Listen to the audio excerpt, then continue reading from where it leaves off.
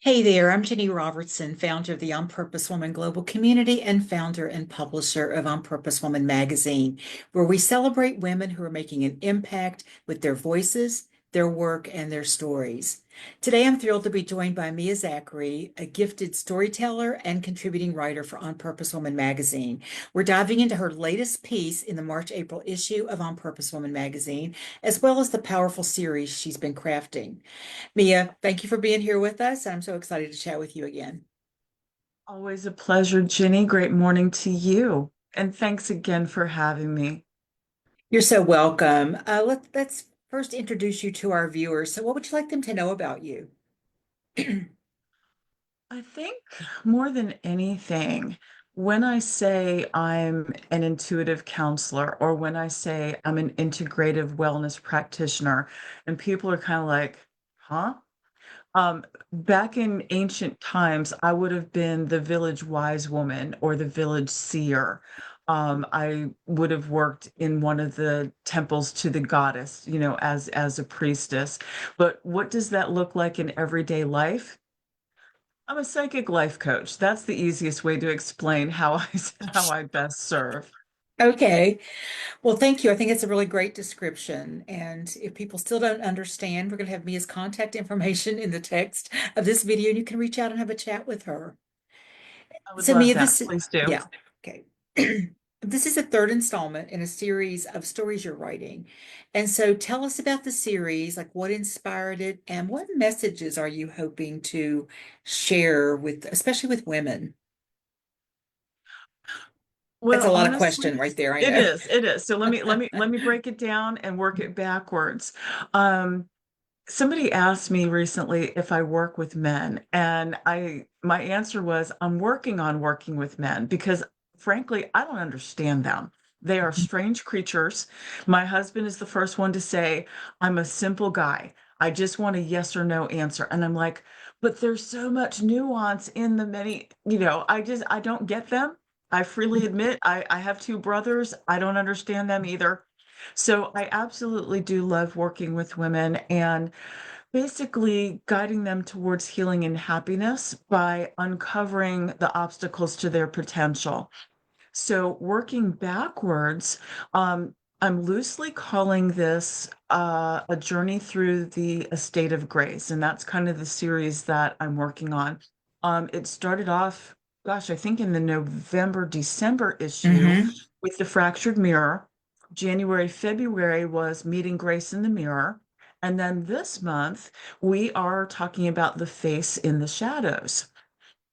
And what inspired this is just really, I missed writing. Now, God knows I write all the time. I write emails, I write copy, I work on my clients' books, because among my other hats that I wear is book coach and developer. But I've really missed writing for fun, writing from imagination.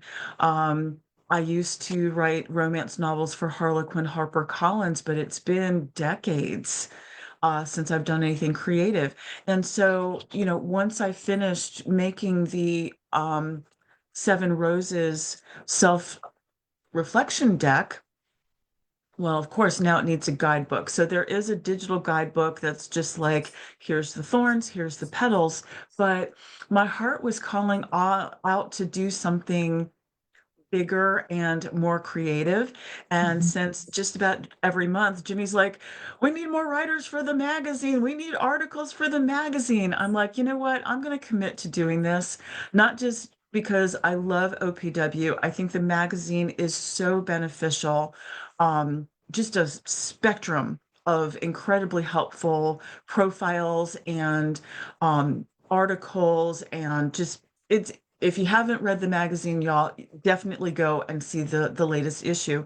But that's really where this came from was wanting to play and have some fun while still conveying a further message. And I think there's one more part to your question, which was what's the overall purpose? Mm. Um, the human brain is hardwired for story.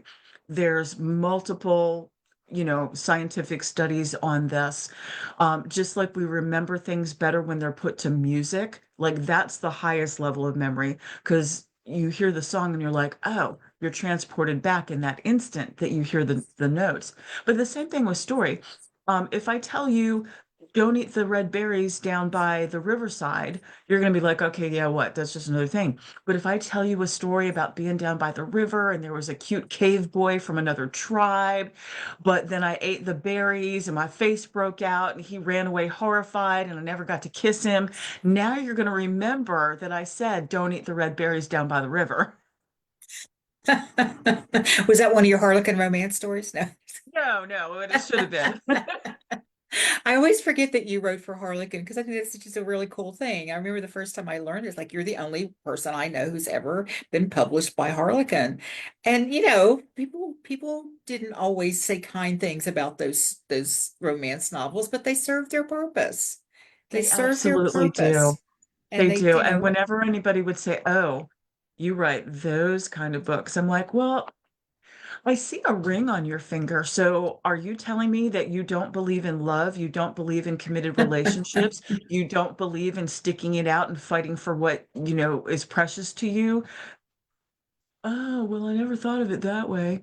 Yeah, yeah. Some people can be a little bit snobby about things like that, but yeah, I've been known to read a few myself, and then graduated to some other little heavier ones. What they call Yeah. those bodice rippers or They something were back in called bodice rippers in the 80s. Yes, yes, unfortunately. Oh, And that okay. is Let's and, not. and that is unfortunately the reputation that we continue to try to live down. But statistics don't lie. And of all the fiction novels sold, I believe the last numbers that I saw was 58 or 59% of all paperbacks sold are romance novels. So Wow. we let our preferences be known with our pocketbooks.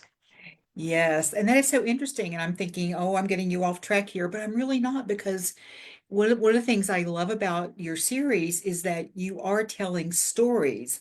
A lot of our articles are based in, they're nonfiction, they're articles about, helping yourself do something different, be different, or there may be more things about, how to advance in your career or things like that. Some of them, weave in some personal stories, but you're doing, for me, it's the way I see it is it's fiction story that morphs into opportunities for great learning, for great deep learning. So the parables, really kind of parables in a way.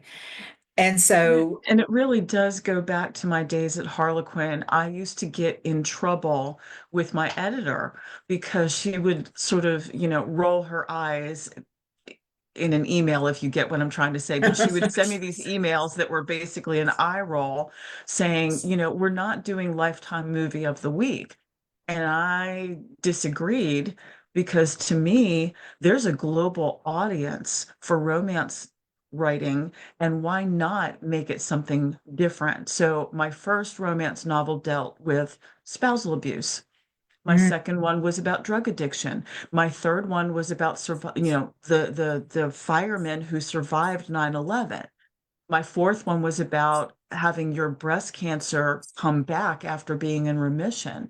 mm, I did not have a long career with them because they wanted lighter and fluffier than I could deliver. But yeah. I'm really proud of those books. I'm proud of the fan mail that I got saying, you understood. You got us. Yeah, that was my experience. And so I'm desiring to bring those same skills and intentions to this series for On Purpose Woman magazine, in that if you just want to read it as a story, you can do that. But if you want to look for the nuggets that I've kind of planted, the seeds, if you will, of the roses that I've planted, they're in there. They're in there. So it's Yeah, guidance in disguise. it is. And I find it romantic. And because it can also, you talk a lot about self in there, and we need to be having some romance with ourselves out there in the world. But there's something very, I find a lot of things romantic. I find, we got these new windows a number of years ago, the kind that crank out, and I found them I romantic. I love love opening those. these windows because there's something, maybe it's Rapunzel standing at her window hoping the prince will climb up. I don't know, but it's just something yeah, it's hard to explain, but yeah, thank you for But that. I get it. It's this wonderful sense of nostalgia and Hmm. it's how you experience it.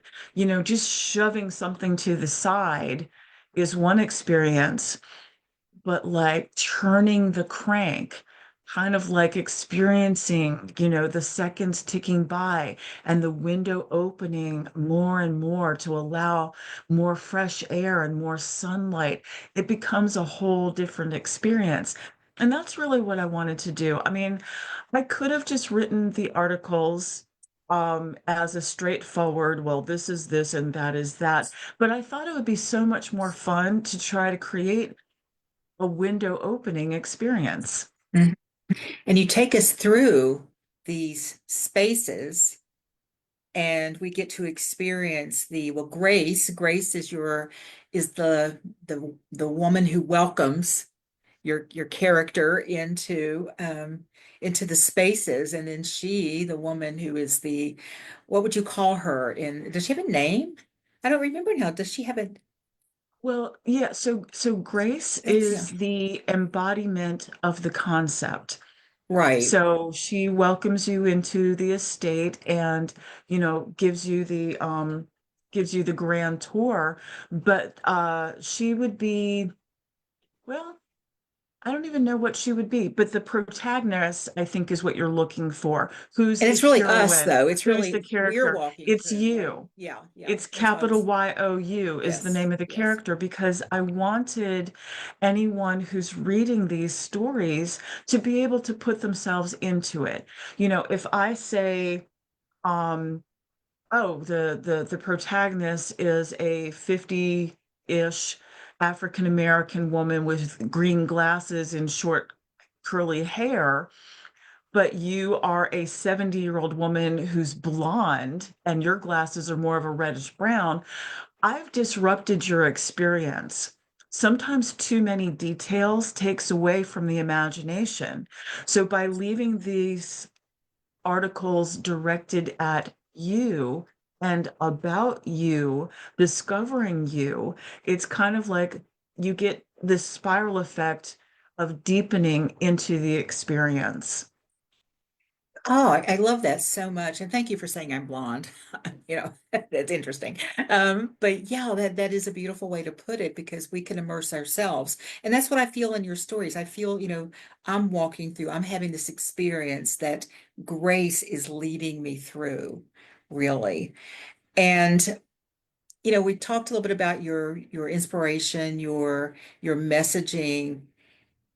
What what are some of the things that a woman might feel or go, in your writing? Not necessarily this particular one, but just along the way. The three of them you've done already. The next one, what is there anything that well, I know there is, and I know I'm asking you to be sort of general here, but this is a different kind because you're writing a different kind of thing. It's a different kind of interview because I don't want to give away the story.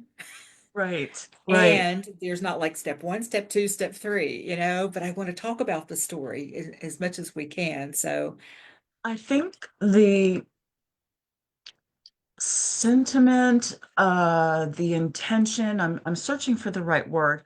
Um, I'm going to use a movie term. The carry through mm, is something that Grace says in the first article and repeats in the second, and it will probably show up again and again. Grace continues to say to you, the reader, and you, the character in the story, that the only way out is through. And the whole premise of the Villa of Shadows is that you in the story are confronted by these moving portraits that resemble your own face. And I'm not going to give away why. Grace explains in that. But the carry through is that the baggage people are like, oh, just drop your baggage. Oh, just let it go. If it doesn't serve you, just, release it from your energy. Well, I am a master teacher of energy balancing techniques, but at the same time, I'm going to call bullshit where I step in it. And this is one of those times because, yes, the idea is to release, but there's no way to release a memory, an experience, and the the thing that happened. You don't get to release that, no matter how awful or traumatic it may have been. The guidance is that the only way to really move through that is to face it. You don't get to just, we talk about spiritual bypassing sometimes. This is not that. This is a more of emotional bypass. And I am an absolute expert on this because I did it for decades. It took a lot of internal work. It took a lot of therapy and coaching to get to a place of not blaming myself for the abuse that I experienced, just as an example. So there are shadows that come up for me. One of mine is the over-explainer. That's not an actual card in my Seven Roses self-reflection deck. I'm just offering it up as an example. The over-explainer wants to be seen as expert, as competent, as hyper efficient. Why? Because inside of me, there is still a little elementary school girl whose father told her, no, I'm not going to waste my time helping you with your homework. Why would I? You're stupid and it's not going to help. So now I come into this adult place of, well, let me tell you all the reasons why I'm right. Let me show you the research to back up what I'm saying, because, if you don't trust my credentials, then hopefully you'll trust these other credentials. And let me explain how it's going to benefit you. And let me explain and let me explain and let me explain, right? So it took a long time to get to a place of, I don't have a damn thing to prove to anybody, especially myself. And the best way out of this behavior is through returning mentally and emotionally to that time, wrapping my arms around the little girl that I used to be and telling her, your dad's drunk again. He doesn't mean this. He's kind of an asshole, but that doesn't have anything to do with you. You are smart. Maybe you're not as smart in math as you are in other things, but girl, you're so great at writing and creativity and imagining things and making things, and you're great at talking to people. So the way to get out of some of those behaviors is through returning to the scene of the crime, if you will. And it's not about forgiving the other person, though that was part of my process as well. It's about forgiving yourself for the continued negative self-talk, the continued fractured self-image, if you will. Um, I babbled. Did I answer your question and all of Oh, that? you way more than answered my question. Thank you so much. And thank you for that beautiful and uh, heart-wrenching example that you gave, but such a beautiful example of how one can go through it, because the other way, and when you were talking about just let it go. I remember when I started doing work on myself in the 80s, I would read things and it would be, would just change your mind. It was all about mindset. It is all about mindset, It but we don't is. just change our mind because we decide to change our mind. We need some deeper work. We need some tools. We need some reflection, self-reflection. We need some self-forgiveness, what you're talking Exactly. about, and Exactly. so, yeah. Now, I do believe undoubtedly, unhesitatingly, that change happens at the speed of a decision. Hmm. So when I decided to quit smoking, it was literally an instantaneous thing. Now, it helped that I was pregnant at the time, but you get my point. I do, yeah. It's not that I didn't, same thing with alcohol. It's not that I don't still want a glass of wine or a beer. It's that I don't crave it anymore. So the decision to not drink the way that I used to, that happens right away. But then the practice and the facing the choices, that's an ongoing thing. So Mhm. I think that it does all come down to changing your mind. But so many times it's presented in a very simplistic, if you will, way. So all of these articles are based on a system that comes in a cute container that looks like a card deck. But there's actually 6 or 7 different psychological techniques and theories and systems that are foundational to the Seven Roses self-reflection deck. And I hope that some of these, I know that they're there. I just hope that they're recognized, if that makes any sense. So for Mhm. example, at one point in this current article, The Face in the Shadows, um, you, the character, hesitate, suddenly afraid of the unknown and the ignored. And I left that, when you read the article, you'll see that that is a single line offset by itself because I wanted the reader, the reader, to pause along with you, the character, and go, okay, well, wait a minute. What have I been deliberately ignoring? What have I been afraid of facing? You know, I mean, this is not fun. If you stick a stick in the creek and move it around, you're going to stir some stuff up. It's going to cloudy the water. And some of the Mhm. things that come up are going to be nasty and rotting and gross.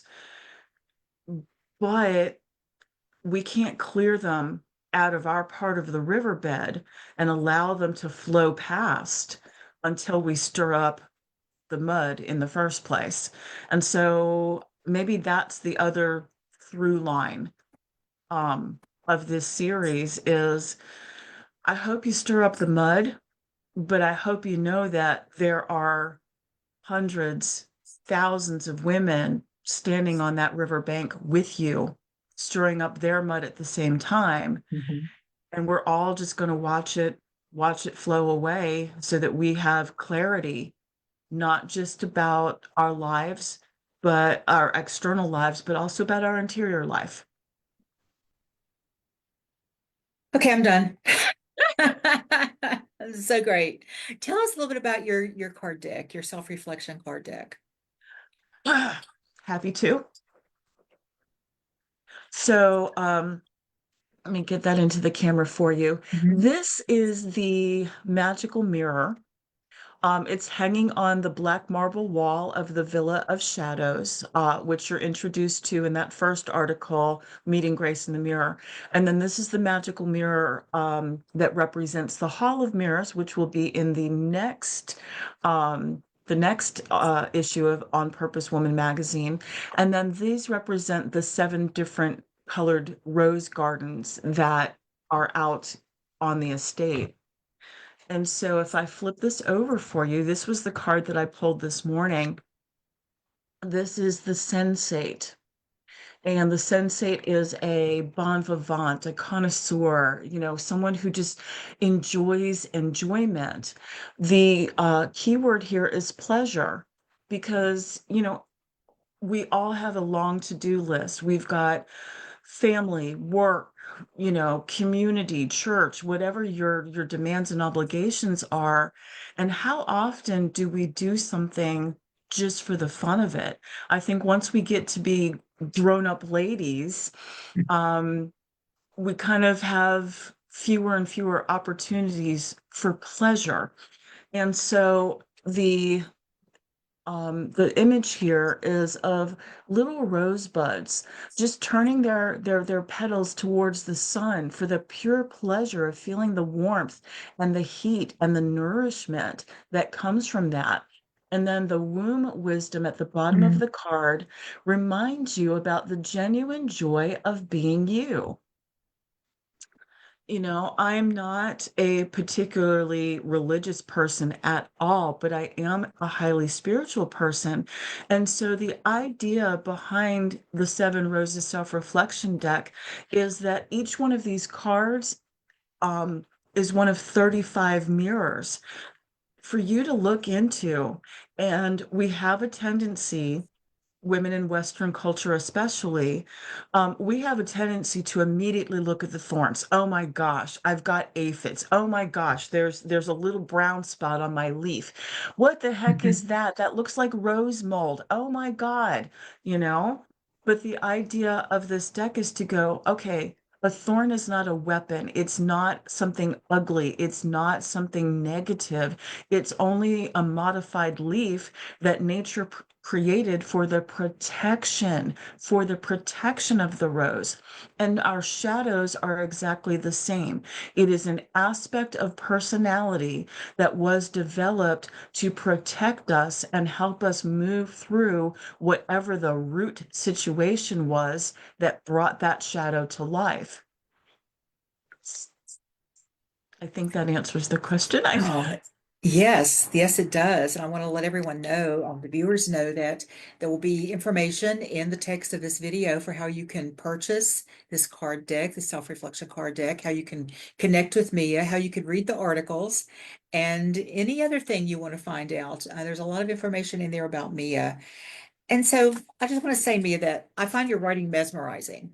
I really do. And each story kind of pulls me in, it delivers a powerful message wrapped in beautifully crafted storytelling. So thank you so much for that. And I also, we both talked about how Ann Pamphilus, the designer of the magazine, has just finds the uh, perfect designs to go with the article to make I it am even more, I thrilled think, with her magical. images. They Yeah, really the are. images are Anne wonderful. has done a great job. So I second that praise. Well, anything you have coming up you want to specifically let us know about? I would love to, well, the next article, we're going to be moving out of the portrait gallery and into the Hall of Mirrors.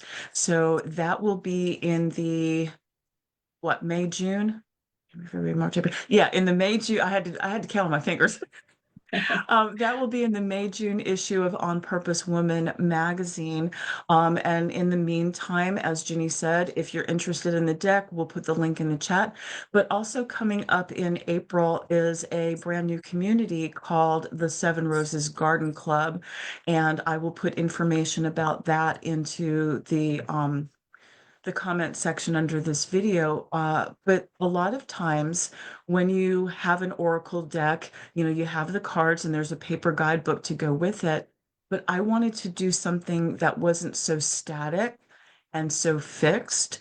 So this is where you'll get an opportunity to ask me behind the scenes questions. You can ask, well, what made you choose this card? Why did you pick that image? Why, what does that mean to you?